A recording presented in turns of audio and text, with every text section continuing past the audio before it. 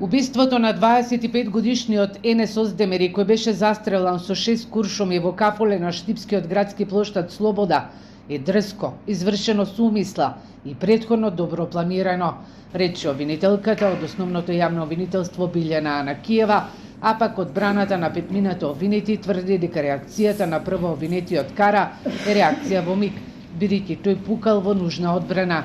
Според бранителот има докази во кои се гледа дека убиениот Оздемери покажал нож и во тој момент бил под дејство на дрога и алкохол, зашто покажала и обдукцијата.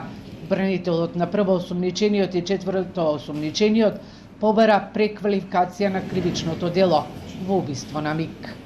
Одбраната поседува доволно докази, сериозни докази, од кои можеме да утврдиме дека вината во овој случај не е на товар на обвинетите, туку вината е на товар на другата страна, поточно на оштетената страна, кои насилно сакаат да изнудат одредени ситуации кои во текот на идната постапка ќе видите и ќе се утврди вистината каде и како и на кој начин било извршено убиството и на кој начин помагачите не биле дел од сето тоа. 21-годишниот Кадир Кара е обвинет за тешко дело убиство и неовластено држење на оружје. Останатите 4 лица за кривично дело помагање при извршување на убиството. 4 од обвинетите имаат и претходно сторени кривични дела. Единствено турската студентка нема зад себе криминално минато. 2 кои логистички му помагале на убиецот се барани во Турција за убиства и недозволено поседување на оружје. Во нашата земја престојувале користејќи лажни идентитети.